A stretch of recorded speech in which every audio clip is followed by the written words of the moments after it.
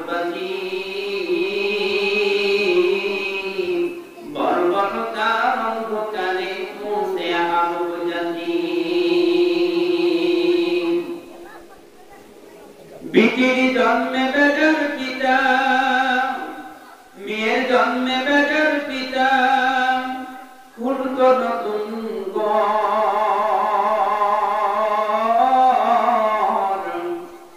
কন্যা সন্তান জন্ম নিলে মায়ের কাঁপিত সে অন্তর আকাশে সেই কঠিন দুর্যোগ দিনে আকাশে সেই কঠিন বিপদ দিনে মোদের আল্লাহর সিমদান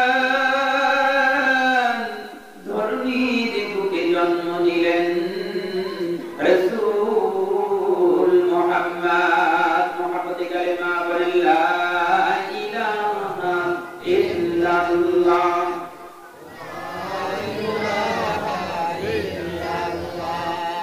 লা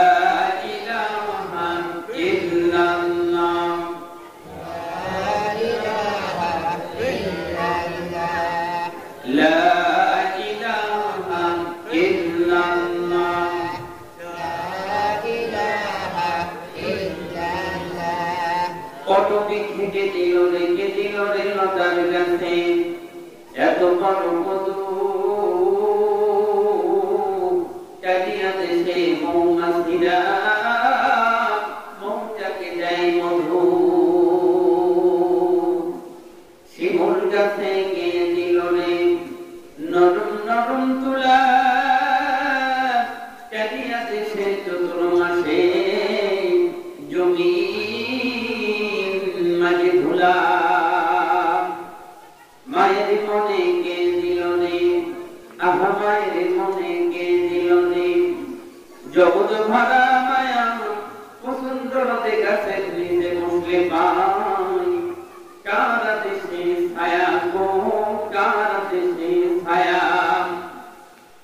মরিচ গাছে কে দিল রে মরিচ এত ঝাল কালিয়া দেশে ভাদর মাসে পাকে গাছের ডাল মাঠ ভরা হইকে দিল রে সবুজ শ্যামল ধান পাখির কণ্ঠে কে দিল রে মিষ্টি মধুর গান চিন্তা করে দেখো মানুষ এসবই হলো আমার আল্লাহ পাকের দান মুহাম্মদে কালেমা বলেন লা ইলাহা ইল্লাল্লাহ ধোঁকাতে বলেন লা ইলাহা ইল্লাল্লাহ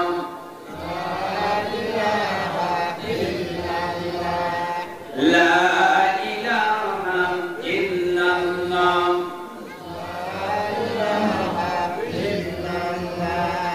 বতর মরণ কালে বুঝবি রে মান তোর নিদান কালে বুঝবি রে মান তাওহীদ কালেমার কত যে গুণ লা ইলাহা ইল্লাল্লাহ জোড়ে লা ইলাহা ইল্লাল্লাহ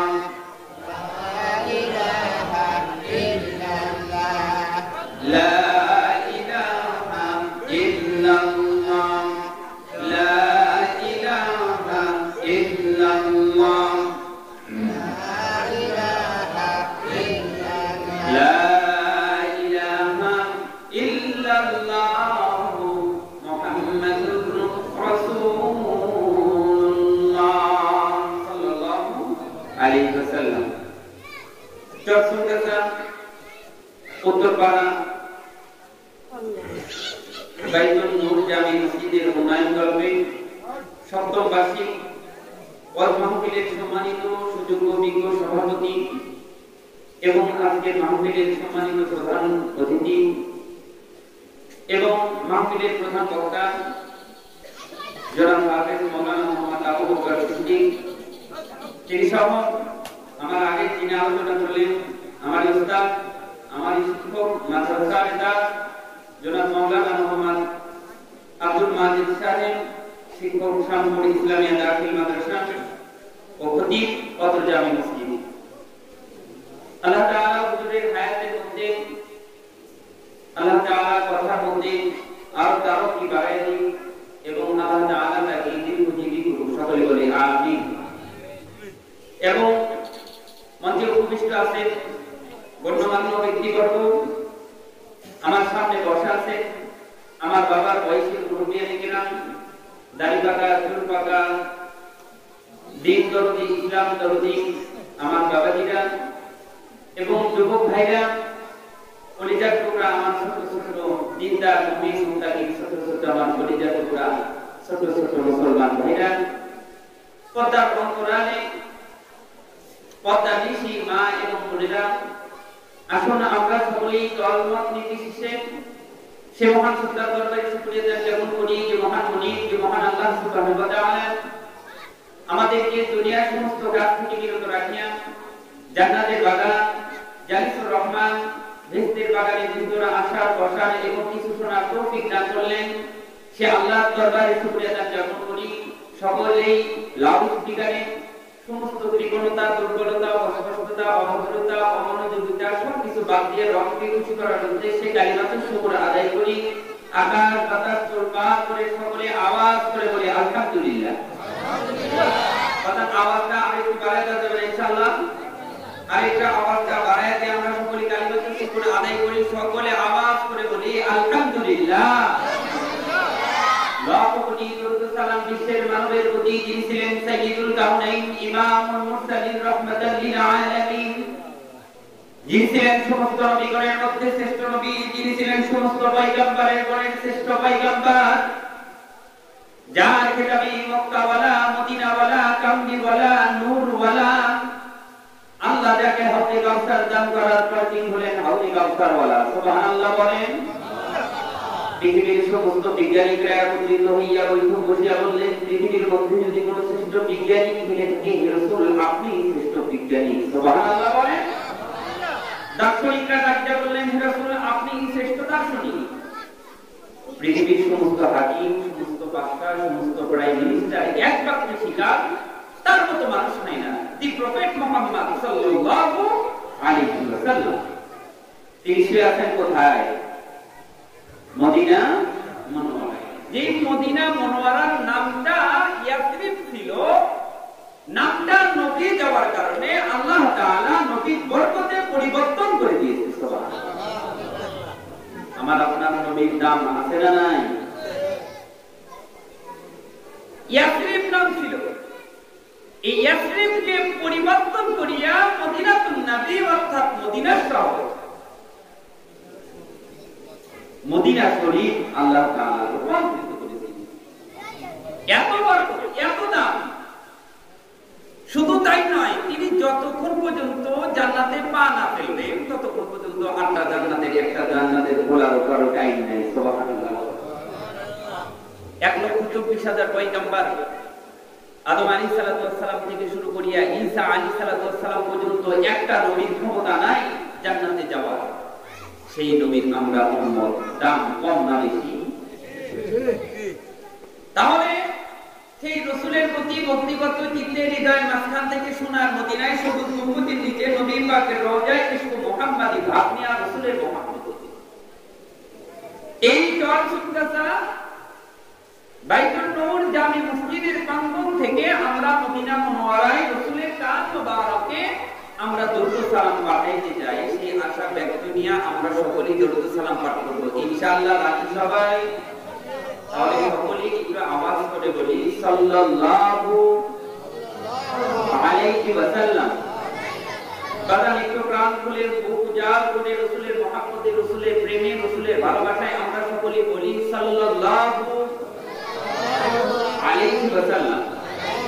জানতে চাচ্ছি আপনারা সকলেই কেমন আছেন? এটা আওয়াজ করে বলেন না, আর জোরে বলেন না। সব সময় শুকরিয়া জ্ঞাপন করা লাগবে কার? আর জোরে বলেন কার?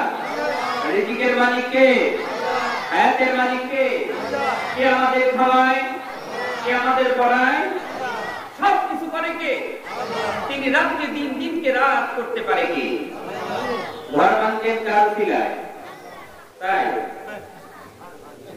ছিলে ঘর ভাঙা যাবে? স্বামী স্ত্রী ঝগড়া দেবে কে? শয়তান। সেজন্য ঘর ভাঙা যাবে না।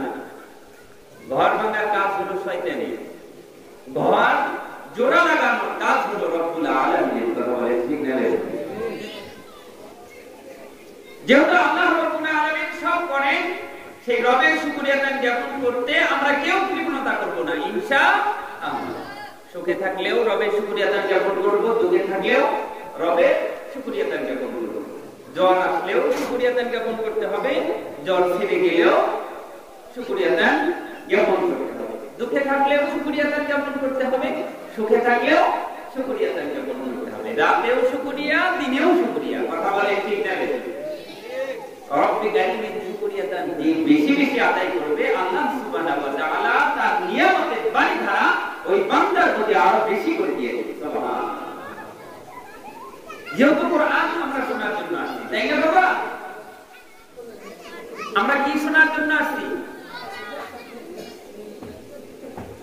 আমরা কোরআন শোনার জন্য আসি। কোরআন যেহেতু আমরা শোনার জন্য আসি, কোরআন শোনার জন্য যেহেতু আমরা আসছি, আমরা ইনশাআল্লাহ কোরআন শুনবো। কোরআন শুনতে কি কারো অসুবিধা আছে বাবা? একটু আওয়াজ দিতে হবে, আছে বাবা? আল্লাহ সুবহানাহু ওয়া তাআলা যেমন কিতাব নাযিল করেছেন, যে কিতাবের মধ্যে একটা মাত্র ভুলও দিয়ে দেন না, একটা মাত্র ভুলও দেন না। পৃথিবীতে যত কিতাব আছে প্রত্যেকটা কিতাব গ্রন্থের মধ্যে কিন্তু দেখা যায় কিতাব যখন লেখার ওই লেখক প্রথমেই লিখে দেয় যে আমার বইয়ের মধ্যে যদি কোনো ভুল থেকে থাকে তাহলে আপনারা আমাকে জানাবেন, আমি পরবর্তী সংকলনের সময়, পরবর্তী সংস্কারের সময় আমি সেটাকে পরিবর্তন করে আমি লেখার চেষ্টা করব। কিন্তু আমার রব্বে কারীম, আমার আল্লাহ, আমার রব, আমার মনিব, তিনি যে কিতাবটি, যেই কালামে পাকটি, যেই বইটি, যেই গাইডটি পাঠিয়ে দিলেন, তার একটা জবর থেকে শুরু করে একটা পেজ জবর জের কোনো কিছুই ভুল নাই, একটা হরফ ভুল নাই। সুবহানাল্লাহ। অনন্তকাল হলো আছে, অনন্তকাল থাকবে, যার কোনো শেষ নাই, কিয়ামত পর্যন্ত একইভাবে থাকবে। এর নষ্ট করে দেওয়া, বিনষ্ট করার ক্ষমতা পৃথিবীর কারো নাই। কথা বলে ঠিক না? এর হেফাজতের দায়িত্ব স্বয়ং আল্লাহ রাব্বুল আলামিন দায়িত্ব করেছেন। সুবহানাল্লাহ। প্রথমে বললেন ভুল নাই, আল্লাহ তাআলা ডাক দিয়ে বলেন যেহেতু কোরআন শোনার জন্য আসছি, আমরা কোরআন শুনবো। কোরআন শোনার পরে আমরা ধরে আল্লাহু আকবার বলবো, ইনশাআল্লাহ রাজি? আউযু বিল্লাহি মিনাশ শাইতানির রাজীম।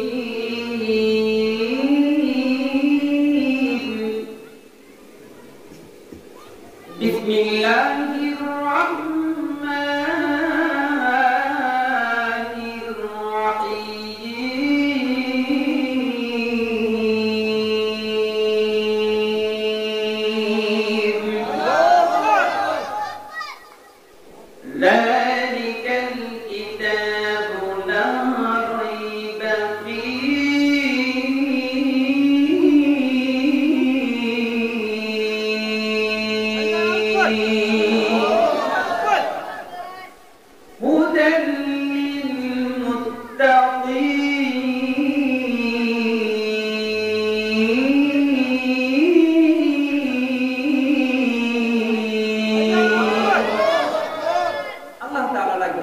যালিকাল কিতাবু লা রাইবা এটা এমন একটা কিতাব যার মধ্যে একটা মাত্র ভুল নেই। সুবহানাল্লাহ। এটা কাদের জন্য উপকারে আসবে? হুদাল লিল মুত্তাকিন, যারা মুমিন মুত্তাকিন তাদের জন্য উপকারী একটা কিতাব। এই কিতাবকে ধ্বংস করে দেওয়ার এই কোনো ক্ষমতা পৃথিবীর কারো আছে ভাই? এটা আওয়াজ করে বলেন, ক্ষমতা কি কারো আছে? কারো নাই। কারণ এর হেফাজতের দায়িত্ব আমার রব্বে কারীম নিজে নিয়ে নিয়েছেন। সুবহানাল্লাহ। আল্লাহ তাআলা ইন্না নাহনু নাযালনা যিকরা ওয়া ইন্না লাহু লাহাফিযুন।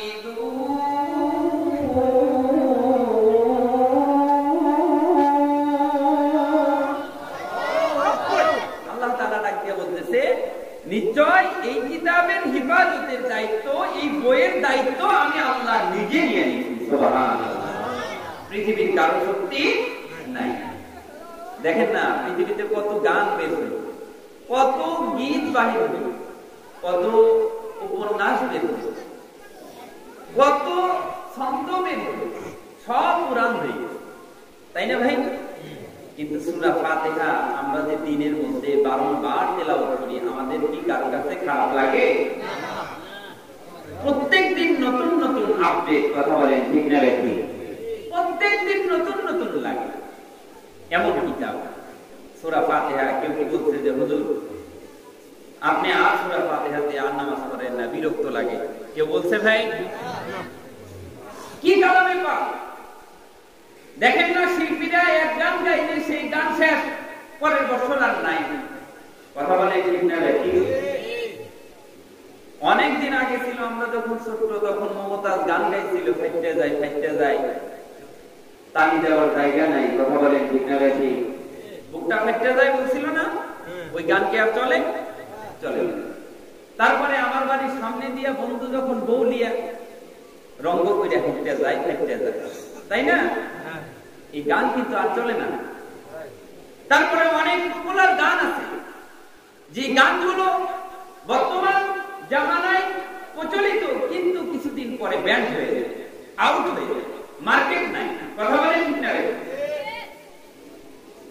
টুনির মা তোমার টুনি কথা শোনে না, এরকম বলে কি বলে না? যুবকরা এগুলো ভালো জানে, তাই না? বর্তমান যে গানই চলুক না কেন, সেই গান অল্প, বেশি থাকলে 6 মাস, না হলে 1 বছর, না হলে 2 বছর, তারপরে আবার মার্কেট শেষ। কিন্তু আমার রব্বে কারীম এমন একটা কিতাব, এমন একটা শব্দ দিয়া আজ থেকে 1450 বছর আগে পৃথিবীর বুকে পাঠিয়েছে। 1450 বছর হলো সবচেয়ে বেশি পঠিত কিতাব হলো কোরআনে কারীম। সুবহানাল্লাহ। যা সবসময় করি, সবসময় নতুন, সবসময় নতুন, কোন সময় পুরান লাগে না। কথা বলেন ঠিক না? এক এক ইমামের কাছে এক এক রকম লাগে কি লাগে না? যারা হজ করতে গেছেন তারা কাবার ইমাম সাহেব যখন সূরা ফাতিহা তেলাওয়াত করে, মনে হয় আসমান থেকে কোরআন এই বুঝি নাযিল হয়েছে। সুবহানাল্লাহ। আব্দুর রহমান আস-সুদাইসি তিনি যখন কোরআনে কারীমের সূরা ফাতিহা তেলাওয়াত করে, এত মধুর লাগে, এত মধুর লাগে। কোরআনে কি যে মজা আল্লাহ তাআলা ঢুকায় দিয়েছেন, যত শোনা যায় দিল তত তাজা। আমার উস্তাদ তো এই কোরআন সম্পর্কে আপনাদের সামনে কথা বলতেছিল, তাই না ভাই? আবু লাহাব, উতবা, সাইবা, আবু লাহাব, ওলীদ ইবনে মুগীরা, তারা কিন্তু লুকায়া লুকায়া মুহাম্মদ সাল্লাল্লাহু, সবাই বলেন সাল্লাল্লাহু আলাইহি ওয়াসাল্লামের ঘরের চারপাশে কিন্তু তারা রাসূলুল্লাহ থেকে কোরআন শুনতে। সুবহানাল্লাহ। একে তো কালামে পাক, পবিত্র কালামে পাক, এবং যার উপর নাযিল করতে সেই যদি তেলাওয়াত করে, এই তেলাওয়াতটা কেমন হতে পারে?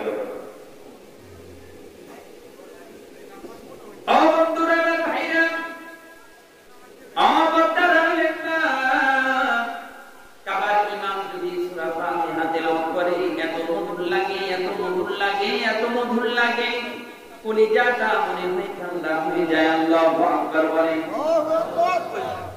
মাগরিবের যে ইমাম নামাজ পড়ায়, ইশার নামাজে আবার কণ্ঠ ভিন্ন, কারণ কাবাতে একটা দুইটা ইমাম নয়, 4, 5টা 6টা পর্যন্ত ইমাম কাবাতে থাকে। ওই কাবার ইমামগুলো এত সুন্দর করে কোরআনে কারীম তেলাওয়াত করে। ফজরের যে নামাজ পড়ায় সে আর জোহর পড়ায় না, আরেক ইমাম পড়ায়, আসর আরেক পড়ায়, মাগরিব আরেক ইমাম পড়ায়, এবং ইশা আরেক ইমাম পড়ায়। এক এক সময় এক এক ইমাম নামাজে যায়, যখন নামাজ পড়ে পিছন থেকে কখনো মন চায় না যে আমি নামাজটা ছেড়ে দেই, সব সময় কোরআন শুনতে মন চায়। এত সুন্দর করে কোরআনে কারীম তেলাওয়াত করে।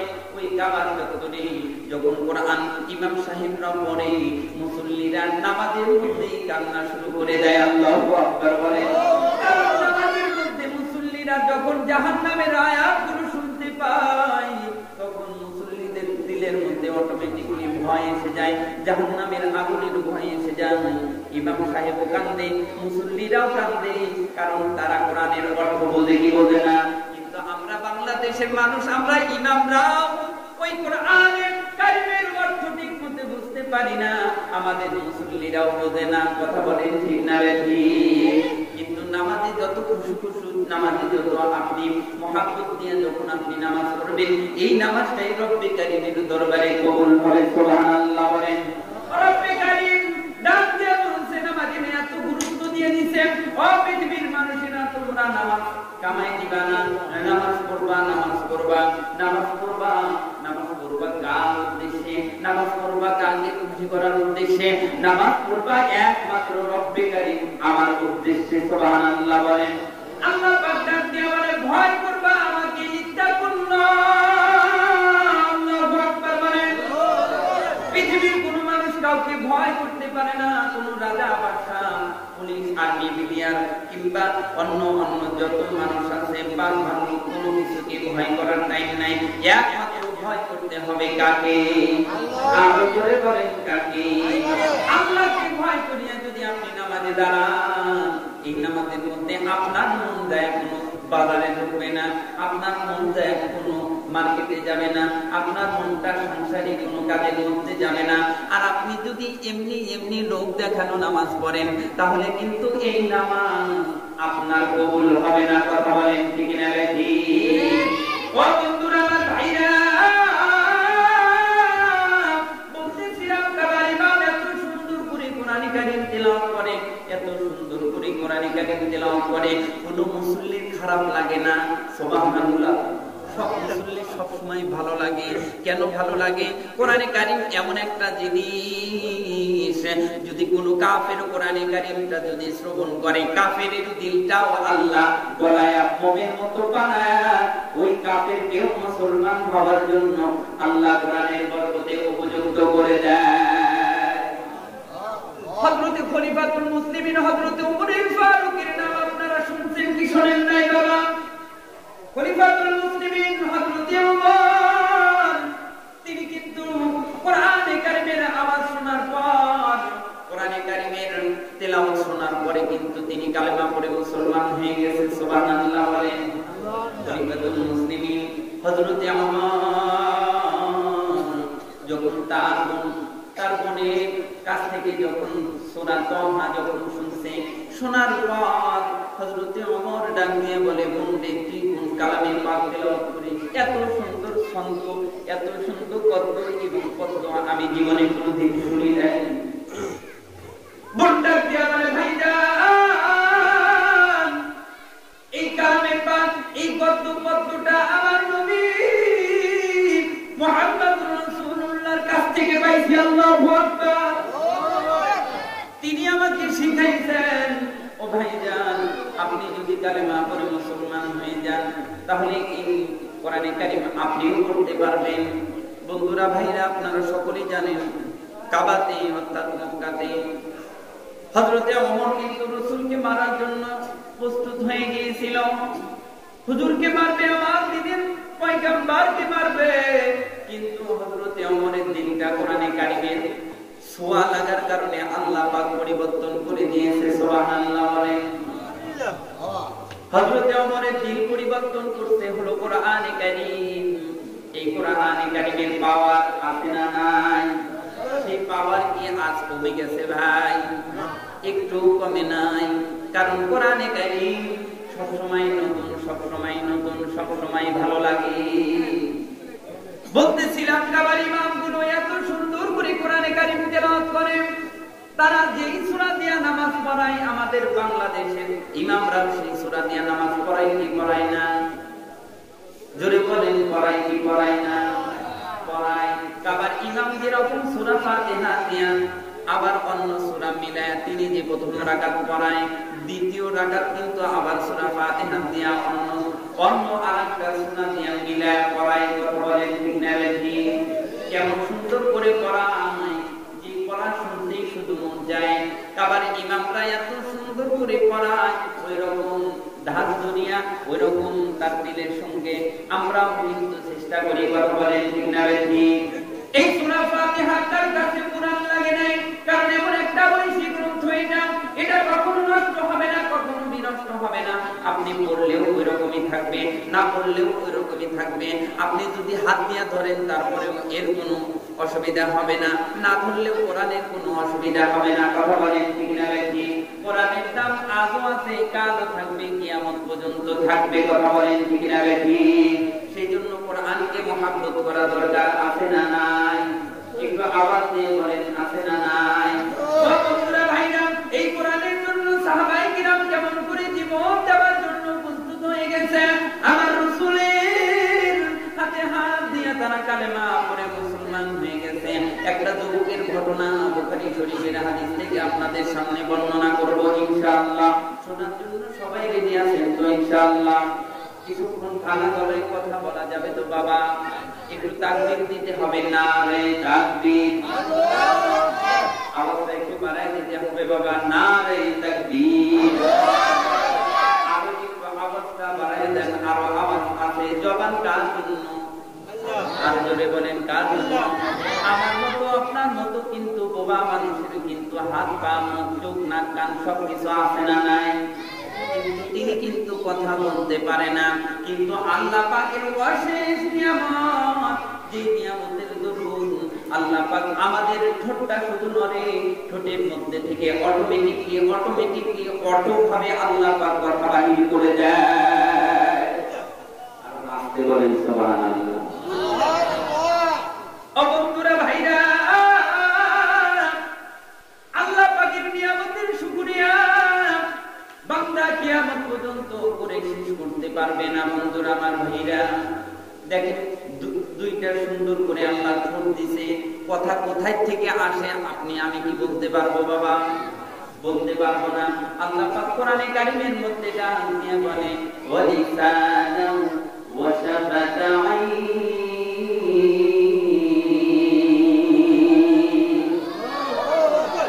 আল্লাহ পাক ডাক দিয়ে বলতেছে, আমি কি তোমাদের দুটি উষ্ঠ আর একটি জিহ্বা দেই নাই?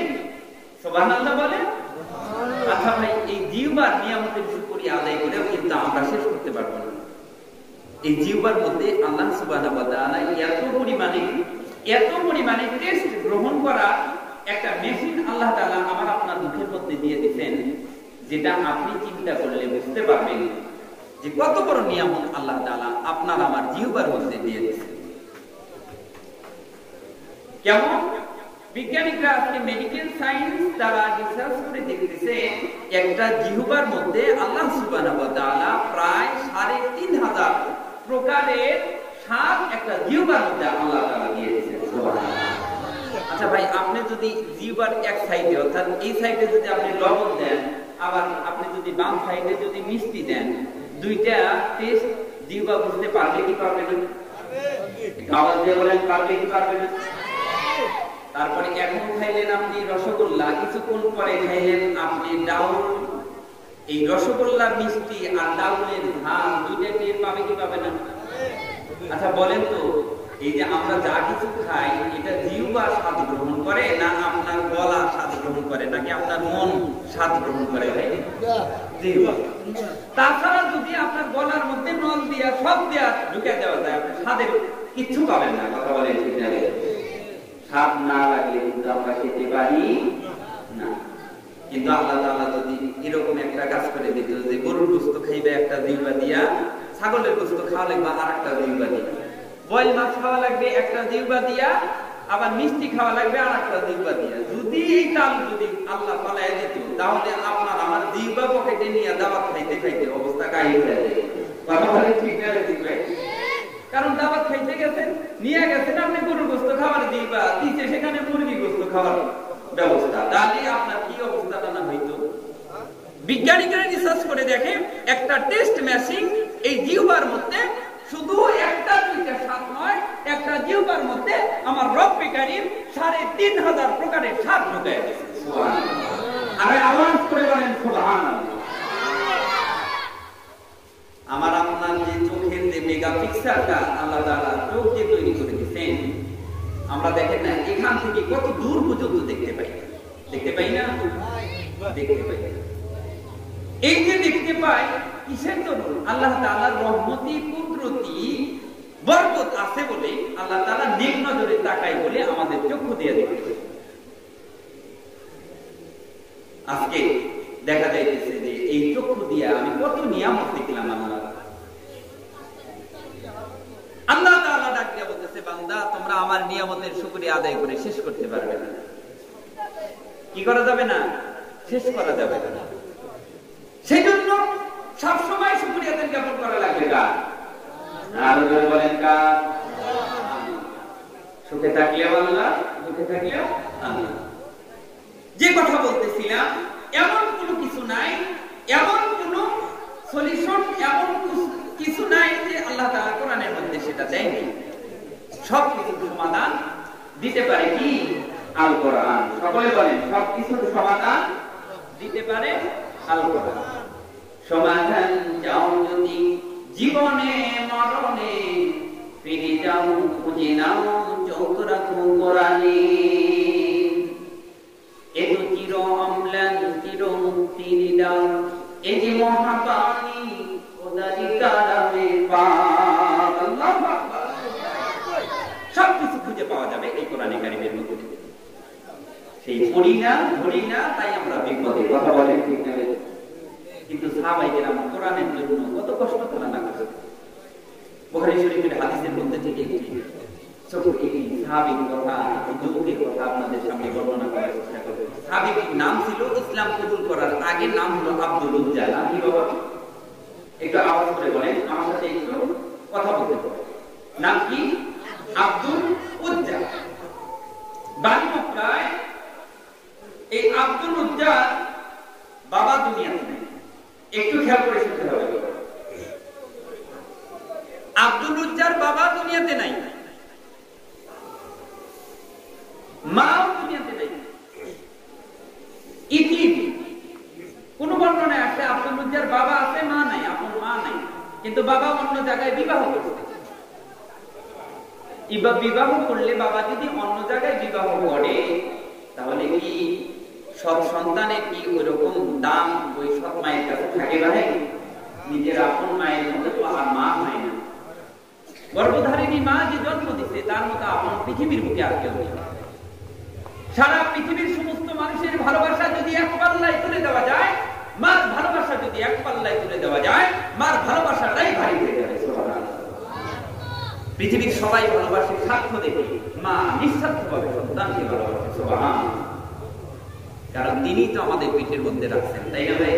কেউ কি মাটি ফেটে আমরা বের হয়েছি? কেউ বের হতে পারি। যাই হোক না কেন, আব্দুল উজ্জার মা যেহেতু দুনিয়াতে নাই, বাবা অন্য জায়গায় বিবাহ করছে।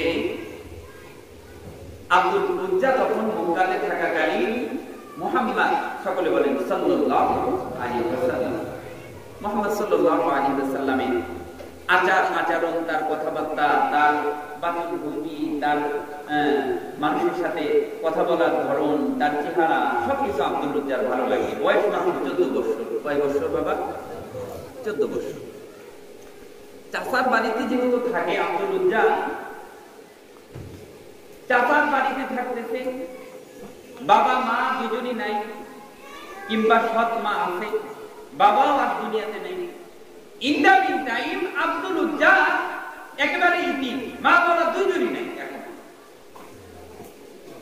আব্দুল উজ্জা চিন্তা করলো, বাবাও যেহেতু নাই, মাও নাই, আমি তো ইতিম হয়ে গেছি, আমি চাচার বাড়িতে থাকতেছি। চাচাকে একটু জানানো দরকার যে আমার যে কুরাইশ বংশের আলোর প্রদীপ মুহাম্মদুর রাসূলুল্লাহ সাল্লাল্লাহু আলাইহি ওয়াসাল্লামের ধর্মটা ভালো লাগে, একটু তার থেকে অনুমতি নেই। দেখি কি বলে। ও বন্ধুরা, আমার ভাইরা, অবতারের মা আব্দুল উজ্জা তার চাচাকে ডাক দিয়ে বলতে, চাচা গো, ও চাচা, আপনাকে অনেক দিন ধরে একটা কথা আমি বলতে চাই। মা ছোটবেলায় আমাকে ফাঁকি দিয়ে চলে গেছে অন্ধকার কবরে। আমার মা যেহেতু দুনিয়াতে নাই, বাবা অন্য জায়গায় বিবাহ করার পর একটা সৎ মা আছে, সেই বাবাও আমাকে ফাঁকি দিয়ে যখন চলে গেল, আমি ইতিম হয়ে গেলাম। আমার এই সৎ মাটার অন্য জায়গায় বিবাহ হয়ে গেল। আমি তো আপনার বাড়িতে থাকি, আপনার তা খাই, আপনার তা পড়ি, আপনার সম্পদগুলো আমি দেখাশোনা করি গো চাচা। কিন্তু অনেকদিন হলো একটা কথা আপনাকে আমি বলতে চাই গো চাচা, আপনাকে একটু জিজ্ঞাসা করতে চাই, কিন্তু সাহস পাই না। যদি আপনি অনুমতি দেন আমি একটু বলতে চাই। আব্দুল উজ্জার চাচা ডাক দিয়া বলল, ভাতিজা আব্দুল উজ্জা, কি বলতে চাও তুমি নির্দ্বিধায় আমাকে বলতে পারো। আব্দুল উজ্জা তখন ডাক দিয়ে বলতে, চাচা গো, আপনার মতে আপনার দেমাগে আপনার জ্ঞানে কুরাইশ বংশের আলোকপতি মুহাম্মদুর রাসূলুল্লাহ সাল্লাল্লাহু আলাইহি ওয়াসাল্লাম কেমন লোক? প্রশ্ন করতেছে আব্দুল উজ্জা, আপনার মতে আপনার দেমাগে মুহাম্মদ সাল্লাল্লাহু আলাইহি ওয়াসাল্লাম কেমন লোক?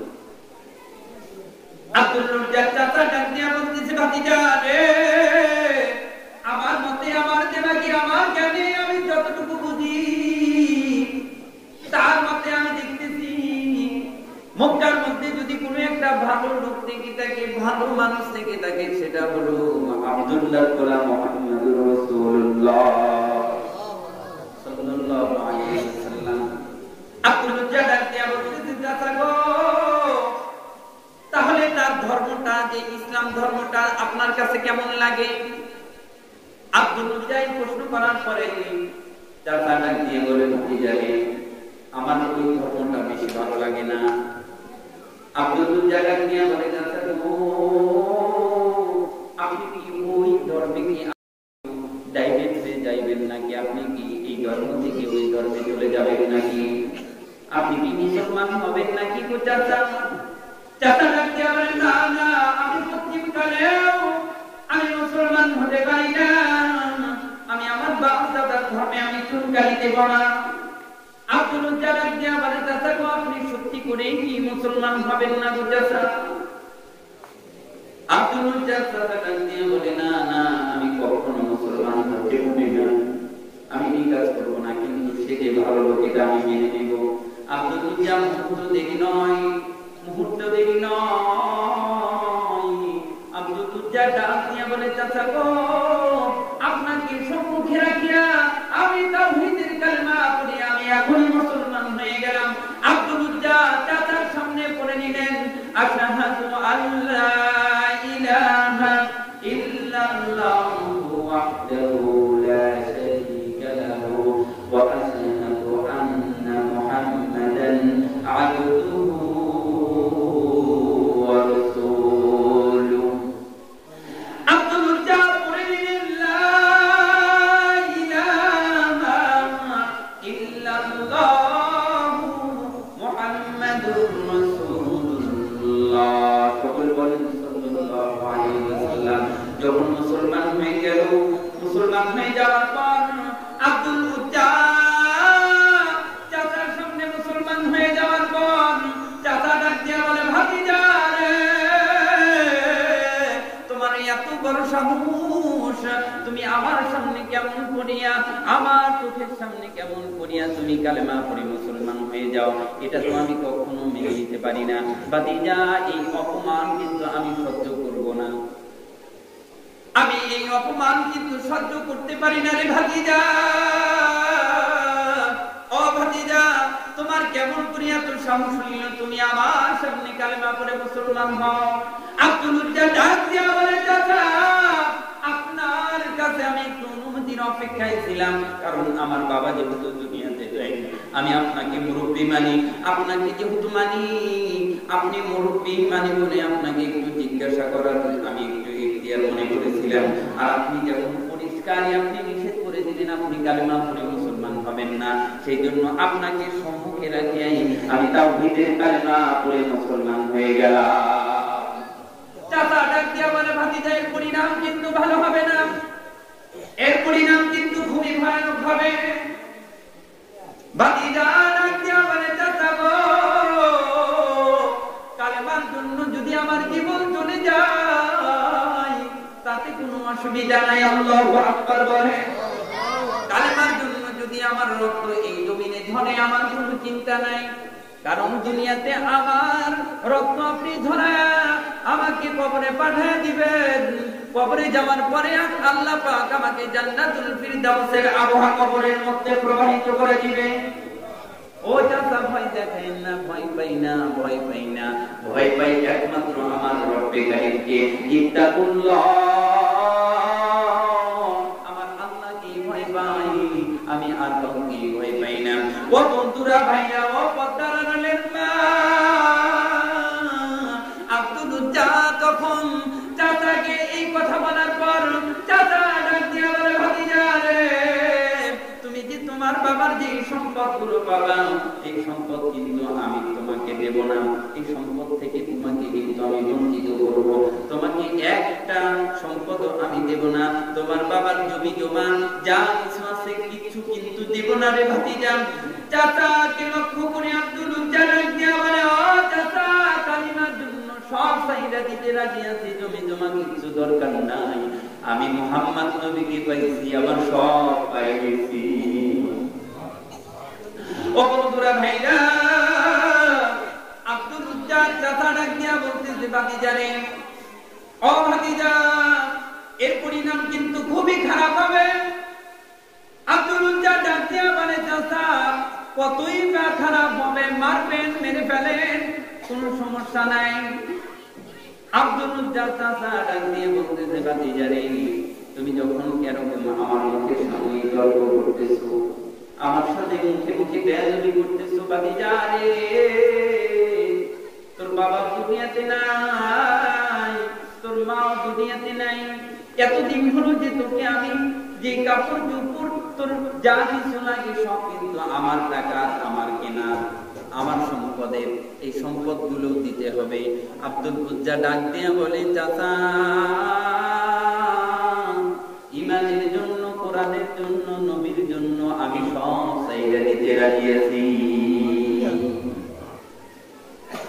আব্দুল উজ্জা চাচাকে লক্ষ্য করে ডাক দিয়ে বলে, চাচা, আপনার সম্পদের আমার এই জামা এটা খুলে দিলাম। আব্দুল উজ্জা মুহূর্তের মধ্যে চাচার টাকার কেনার জামাটা খুলে চাচার মুখের দিকে নিক্ষেপ করে দিল। আব্দুল উজ্জার চাচা রাগ হইয়া আব্দুল উজ্জাকে ডাক দিয়া বলে, আব্দুল উজ্জা রে, তোর পরনের যে লুঙ্গিটা আছে, এই লুঙ্গিটাও তো আমার টাকার কেনা, আমার সম্পদের, এই লুঙ্গিটাও খুলে দিতে হবে। আব্দুল উজ্জা ডাক দিয়া বলে, চাচা রে, যে ঈমান একবার গ্রহণ করছি, জামা লুঙ্গি সব চাইদা দিতে রাজি আছি, কিন্তু কালেমা ছাড়তে রাজি না। আব্দুল উজ্জা চাচা ডাক দিয়া বলে, সোজা আঙ্গুলে ঘি হবে, ঘি উঠবে না, আঙ্গুলটা একটু বাঁকা করতে হবে। তাই তার কিছু লোকজনকে ডাক দিয়ে আব্দুল উজ্জাকে দুই হাতটা পাকড়াও করিয়া আব্দুল উজ্জার গালের মধ্যে, শরীরের মধ্যে প্রহার করা শুরু করে দিল। মারা যখন শুরু করে দিল, আব্দুল উজ্জা ডাক দিয়া বলে, চাচা গো, আমার শরীরে এক বিন্দু রক্ত থাকাকালীন আমি কিন্তু কালেমা বলবো না, আমি নবী মুহাম্মদকে বলবো না।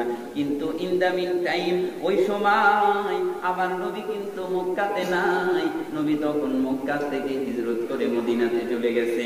এমন সময় আব্দুল উজ্জা ডাক দিয়া বলে, আমার নবী যদি আজকে মক্কাতে থাকতো, আমি আব্দুল উজ্জাকে এরকম ভাবে আপনি নির্যাতন করবেন, মারবেন, আমার দিনের নবী এটা সহ্য করতো না। কারণ আমরা দেখেছি বিলালকে মারার জন্য উমাইয়া কত নির্যাতন করছে। বিলালকে টাকা দিয়া, আবু বকর কিনিয়া, আবু বকর বিলালকে সঙ্গে নিয়ে আমার দিনের নবী আবু বকর এবং বিলাল এই সব সাহাবায়ে কেরামদেরকে, নির্যাতিত সাহাবায়ে কেরামদেরকে মক্কা থেকে হিজরত করে তাদেরকে মদিনাতে নিয়ে গেছে নবী। ও চাচা, সেই নবী যদি আজকে দুনিয়াতে অর্থাৎ মক্কাতে যদি বসবাস করত, তিনি তো মদিনায়, তিনি নাই, তিনি যদি থাকতো আপনি আমাকে এরকম মারতে পারতেন না। চাচা গো, নবী নাই, তাতে কি হয়েছে? নবীর প্রতি, কোরআনের প্রতি, আল্লাহর প্রতি আমি ঈমান আনছি, এই ঈমান আমি কখনো ভুলবো না। আব্দুল উজ্জার চাচা মারিয়াম যখন পারল না ভাতিজার সাথে, আব্দুল উজ্জা তখন ডাক দিয়া বলে, চাচা গো, আপনি যতই মারেন, আমার জবান দিয়া যদি রব্বে কারিমের আওয়াজটা, আমার জবানটা যদি বাহির হয়, তবু আমি আমার রবকে ভুলবো না।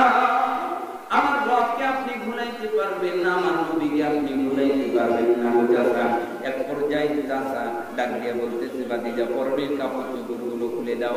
আব্দুল উজ্জা মায়ের খাবার পরে ব্যথায় ব্যথিত হইয়া পরনের লুঙ্গিটা 14 বছরের যুবক পরনের লুঙ্গিটা খুলিয়া লজ্জাস্থান বাহির করিয়া চাচার সামনে এই লুঙ্গিটা ফেক দিয়া চাচার মুখের উপর নিক্ষেপ করিয়া ডাক দিয়া বলে, চাচা গো নেন নেন, কালেমার জন্য ইসলামের জন্য লুঙ্গিটাও পর্যন্ত আপনাকে খুলে দিলাম।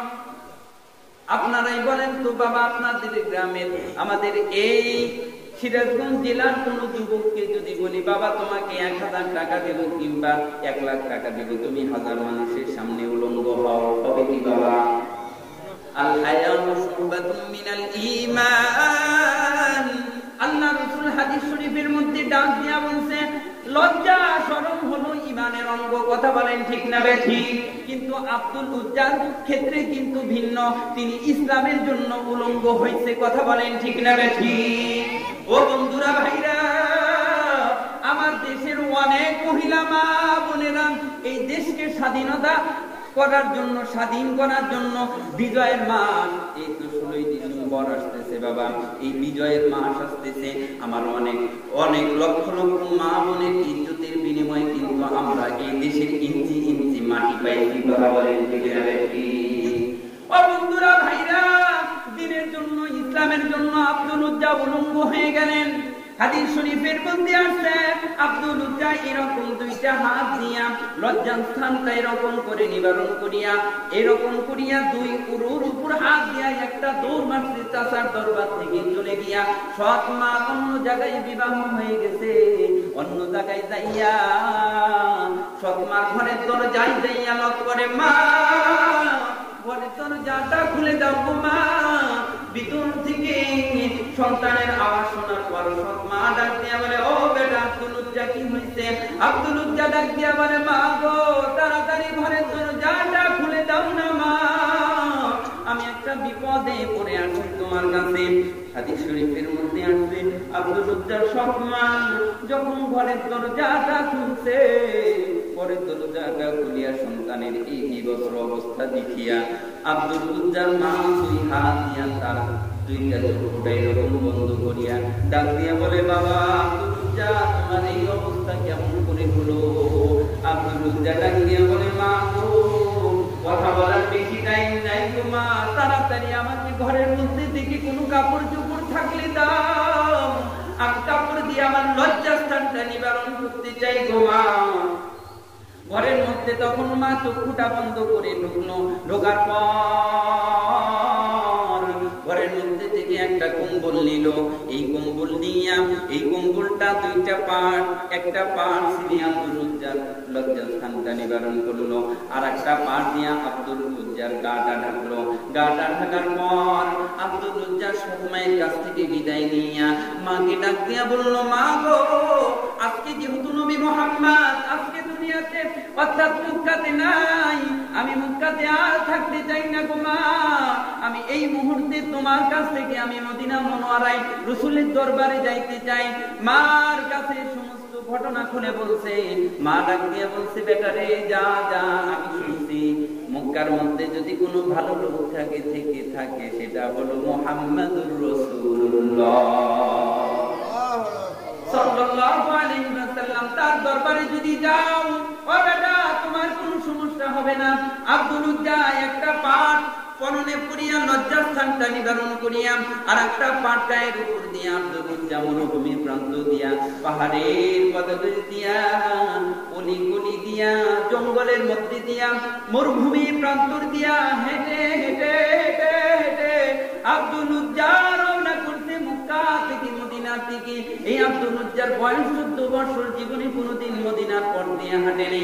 ইসলামের জন্য, কালেমার জন্য, দিনের জন্য কিরকম মুজাহাদা করিয়া আব্দুল উজ্জা ধীরে ধীরে রওনা করছে মক্কা থেকে মদিনার দিকে।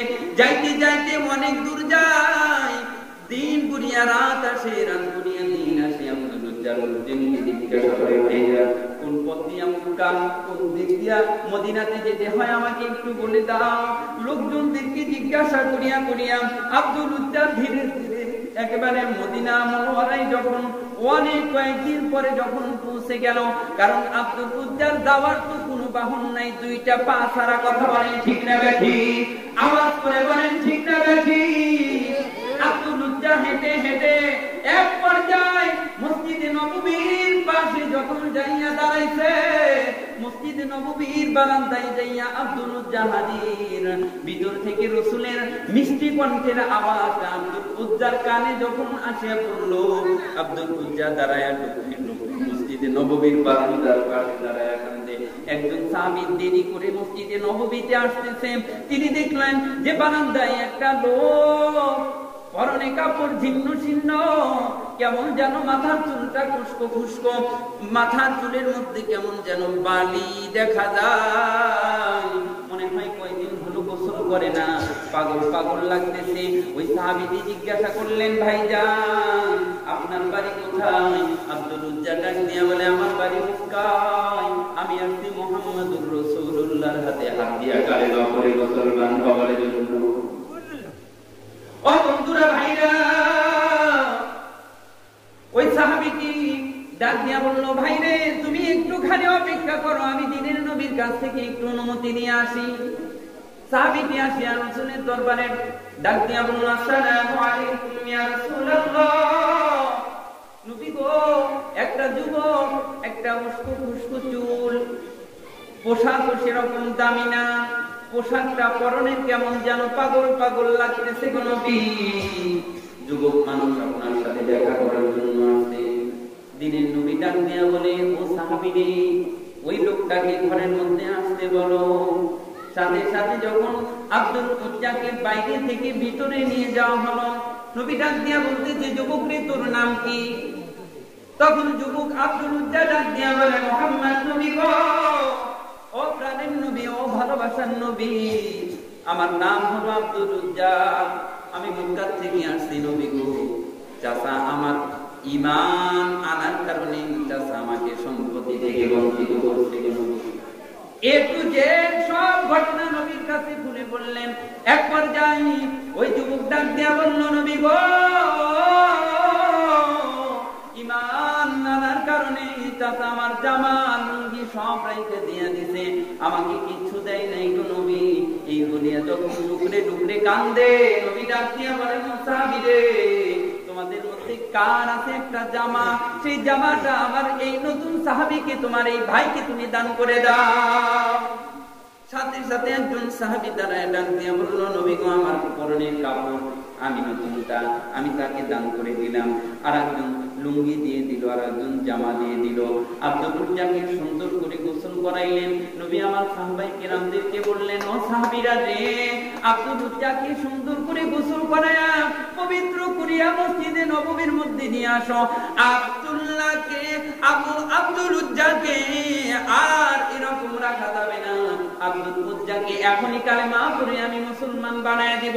সাহাবীরা তাই করলেন। সুন্দর করে আব্দুল উজ্জাকে সুন্দর করে গোসল করায়া তাকে পাক পবিত্র করায়া রাসূলের দরবারে নিয়ে আসলেন। রাসূল ডাক দিয়া বললেন, ও আব্দুল উজ্জা, তোর নাম আজকে থেকে আব্দুল উজ্জা না, তোর নাম আমি নবী রাইখে দিলাম আব্দুল্লাহ।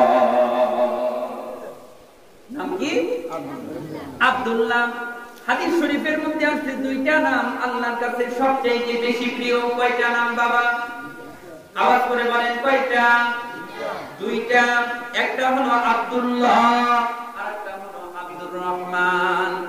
হাদিস শরীফের মধ্যে আছে দুইটা নাম আল্লাহর কাছে বেশি প্রিয়। একটা হলো আব্দুল্লাহ, আরেকটা হলো আব্দুর রহমান। এই দুইটা নাম সবচেয়ে বেশি প্রিয়। সাহাবীরা জিজ্ঞাসা করছে, ইয়া রাসূলুল্লাহ, ইয়া হাবিবাল্লাহ, প্রত্যেকটা মানুষের যদি এরকম হয় নাম, তাহলে কেমন করে বুঝবো কার নাম কোনটা? আল্লাহর নবী ডাক দিয়া বলছে, ও সাহাবীরা রে, আব্দুল্লাহ 1, আব্দুল্লাহ 2, আব্দুল্লাহ 3 এরকম করে রাখবা, তাহলে চেনা যাবে না ভাই? কিন্তু আমরা এমন ডিজিটাল নাম রাখি। আমি তো একদিন এক নাম শুনছি, নাম শোনার পরে আমি হাসতে হাসতে অবস্থা কাহিল। কারণ এই নাম আমার বাপ জন্মে আমি কোনোদিন শুনি নাই। এরকম নাম আমাদের দেশে আছে না নাই? জোরে বলেন, আছে না নাই? কিন্তু এই নামের কারণে কিন্তু অনেক মানুষ আল্লাহ পাকের জান্নাতে ঢুকে যাবে। সেই জন্য ভালো নাম রাখা আল্লাহ পাকের রাসূলের কাছে আল্লাহ জানায় দিয়েছেন, নবী গো আপনি আমার বান্দা বান্দীদেরকে জানায় দেন তারা যেন তাদের সন্তানকে ভালো নাম রাখে। ভালো নাম রাখা সন্তানের মা বাবার উপর কর্তব্য। খারাপ নাম যদি সন্তানের রেখে দেন, এই খারাপ নামের দরুন কিন্তু সন্তান জাহান্নামে যাইতে পারে কি পারে না বাবা? আব্দুল উজ্জার নামটা আল্লাহর নবী পরিবর্তন করিয়া আব্দুল্লাহ রেখে দিলেন। আর ডাক দিয়ে বললেন, ও আব্দুল উজ্জা, আজকের থেকে তোমার নাম আর আব্দুল উজ্জা না, আজকের থেকে তোমার নাম আমি নবী রেখে দিলাম আব্দুল্লাহ।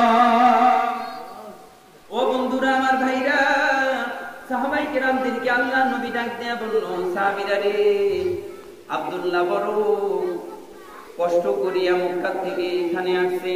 আব্দুল্লাহকে তোমরা সুন্দর করে কালামে পাক শিক্ষা দিবা। নামাজ পড়ার জন্য সর্বপ্রথম কোরআন দরকার, আছে না নাই? আর আওয়াজ করে বলেন, আছে না নাই? তাহলে নামাজের আগে কোরআন শিক্ষা করা দরকার আছে। সেই জন্য কোরআন শিক্ষা করাকে আল্লাহ পাক ফরজ করে দিয়েছে প্রত্যেকটা নর এবং নারীর উপর। তালাবুল ইলমি ফরিদাতুন আলা কুল্লি মুসলিম ওয়া মুসলিমা, প্রত্যেকটা মুসলমান নর এবং নারীর উপর কোরআন শিক্ষা করা কি? আর আওয়াজ করে বলেন কি? আপনার সন্তানকে ইঞ্জিনিয়ার বানান, কোনো সমস্যা নাই। ডাক্তার বানান, কোনো সমস্যা নাই। জজ বানান, ব্যারিস্টার বানান, কোনো অসুবিধা নাই। কিন্তু আপনার সন্তানকে কোরআনে কারীম শিক্ষা দিতে হবে। আগে কথা বলেন ঠিক না বেশি? ও বন্ধু করে আমার ভাইরা, ওয়াকদ্দালাল মা, সেই জন্য আপনাদের সন্তানকে কোরআনে কারীম শিক্ষা দিবেন। কোরআন আপনার সন্তানকে শিখায়া দিবেন। কোরআন আপনার সন্তানকে সারা বিশ্ব শিখায়া দিবে। সুবহানাল্লাহ বলেন। এই কোরআনের কারণেই কিন্তু আল্লাহ পাক আমাদেরকে সারা বাংলার প্রায় জেলাতে আল্লাহ পাক নিয়ে গেছে। সুবহানাল্লাহ। প্রায় জেলাতেই কোরআনের কথাগুলো বলার জন্য আল্লাহ পাক নিয়ে গেছে, দেখার সুযোগ করে দিয়েছে কোরআনের বরকতে। কিন্তু আমার মতো অনেক যুবক আছে, যে যুবকরা ভ্যান চালায়, রিকশা চালায়, মাটি কাটে, কথা বলেন ঠিক না বেশি? কিন্তু আল্লাহ পাক কোরআনের বরকতে, কোরআনের দামে আল্লাহ পাক অনেক জায়গায় ঘোরায়। এটা হলো কোরআনের বরকত। ও বন্ধুরা আমার ভাইরা, বলতেছিলাম